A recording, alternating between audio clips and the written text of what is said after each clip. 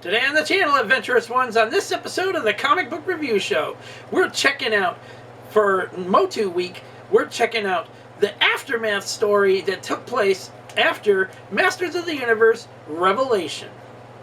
Welcome to the Comic Book Review Show. It's time we get started.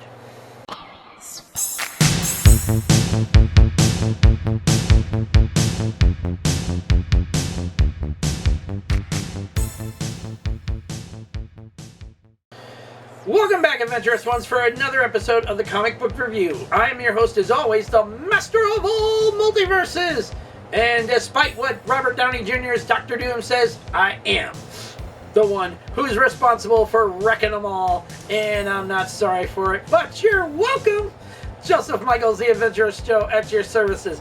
And as we're wrapping up Motu Week here on the channel with our last two going to be comic book reviews for Masters of the Universe, you're going to be seeing right now the aftermath story that takes place after Masters of the Universe Revelations series. And this is basically about Andra becoming the new Man-at-Arms. And Duncan, Teela, Adam, they're all teaching her the ropes. They're teaching her how to be more of the leader and everything else in between. And she's got to be as the new Man-at-Arms. And in this story, it's very compelling how she's going to face off against a villain from the Masters of the Universe's past. And this guy, I was even shocked to see in this story. And I says, holy crap, could you imagine if he was in the Revelation series that was going on? Everybody would have been losing their damn minds. But anyways, let's get started with this here, and we'll show you what it's all about, and then we'll be right back with our final thoughts and review to end out the review. Stick around. Okay, Adventurous Ones, we're checking out now Masters of the Universe Andra. This is the one-shot story that was created for the aftermath story of the Revelation series. And it kicks off with Andra and Teela, now Sorceress Teela, taking on each other and stuff. And she's trying to train her in the ways of the combat that the Man-at-Arms is supposed to do and everything. And so on and so forth. And it shows how well the friendship between them is always been. And even though she is now sorceress and everything, Teela is literally still the fighter that we all know and stuff. And here, Orko's coming in, chiming in on everything, trying to teach her the basics, the ropes, and everything else in between it. And Andra is literally having doubts that she can do this job and stuff. That, Duncan is now retired from being Man-at-Arms and stuff, which we know in the Revolution series he becomes the new Man of War instead of, Man-at-Arms. Okay, instead of staying Man-at-Arms. And here he's talking to her about the recruits and the soldiers and everything, and teaching them basic combat moves and stuff. And some of these recruits look at her like, okay, she ain't worth our time to listen to and everything else in between. And she starts making little mistakes here and there and stuff. And Duncan walks away and stuff. And that's when who shows up here. And I'm like, what? How in the world is he still alive? Yeah, this guy is now taking over Man-at-Arms. Or Duncan, excuse me. Adam's talking to Andra about everything.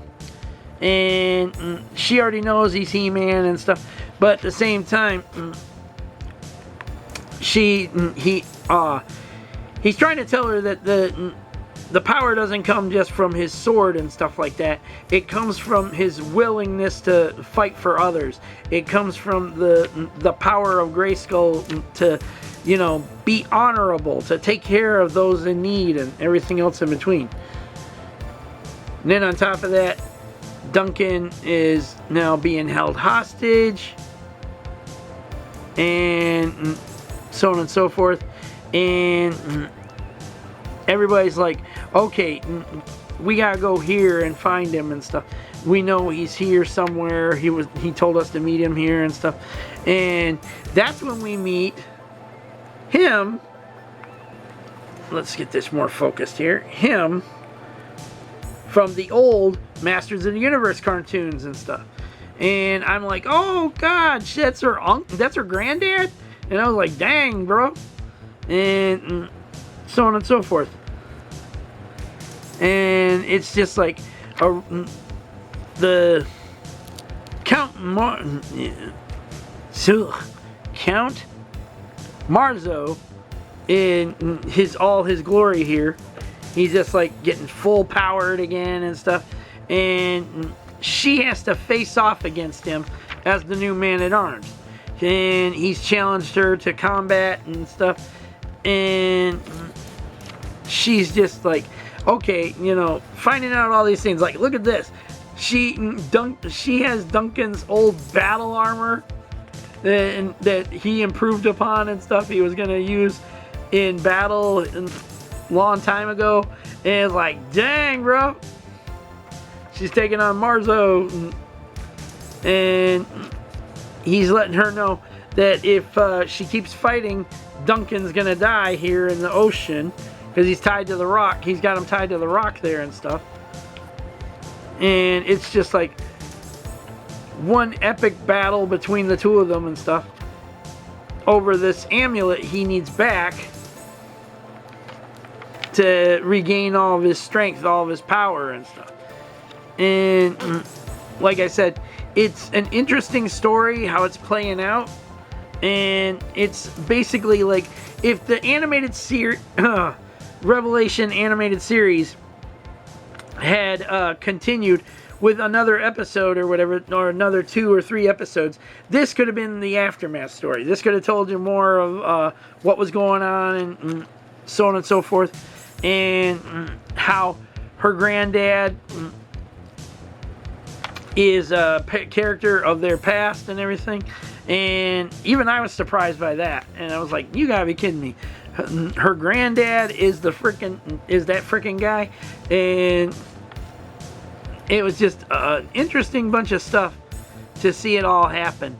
And on top of that, they're teaching her all this stuff, how to build these things, how to do this and stuff. Use your technological know-how to do all these things. And I'm like, dang, this is cool. And she even improves on her armor to frickin' take on Marco there, or Marzo. And just interesting how it always works. And she's basically showing that she can fight him and stuff. And the people of the village and everything says that, yeah, you ain't doing crap here, buddy. And they suppress his powers and everything else in between. And it's so funny. He-Man and Teela show up to help, thinking that she needs the help and stuff. And she's like, I got it all done. We got it in the bag. He's all busted up here and stuff. It's like, I'll be damned. And he's letting her know how much he's proud of his granddaughter becoming the new Man-at-Arms. And so on and so forth. And now, the biggest thing here's King Randor, Queen Marlena, He-Man, Sorceress Teela. And they're presenting her with the title of Man-at-Arms officially and stuff. And it ends on an interesting note and stuff. That Teela is returning to Castle Grayskull. And so on and so forth. And Andra says that she could really use the extra training and stuff like that. So Adam pulls out his sword to turn back into He-Man and everything. And it ends with him saying, I have the power. And then it ends on an interesting note right here, is inside of Duncan's workshop, that amulet started glowing and everything. And it's like, ooh, what's going to happen with that and stuff? We won't know. We don't know. Anyways, that's the end of that story. And we're going to find out what y'all thought about it. And we're going to view now our final thoughts on it. And then let you know how we're going to conclude this review. Stick around. So what'd you think of that, Adventurous Ones? That was one heck of a neat looking story we got going on here. And it's the perfect aftermath story before you see Masters of the Universe Revolution. Okay? Because this story tells you all the struggles she goes through to show how she's going to become the new Man-at-Arms and stuff. She didn't just get the job like I thought she did at the end of the series and stuff, and of the Revelation series and stuff. No, she had to work for this job. She had to literally prove she's the new Man-at-Arms and everything else in between. And Andra is a interesting character. I loved her introduction into Revelation and stuff. I loved how she has a past relation with a past Motu character and everything else in between, or a character that was introduced in Masters of the Universe cartoon series, and so on and so forth. And I love how that's all tying into this. It's perfect the way it is. It's great how they did it and told the story. And I love the fact that they brought back a past villain from the Masters of the Universe comic and cartoon series. So it's like, dang! Yeah, you didn't expect to see that guy, did you? Anyways, let's hear your thoughts down in the comment section down below, Adventurous Ones. Is this one that you would be interested in picking up after you've seen our story, our review of it and stuff? Or is it one of those that where you just didn't like the Revelation series, you just ain't interested in this one either? Let's hear your thoughts down in the comment section down below.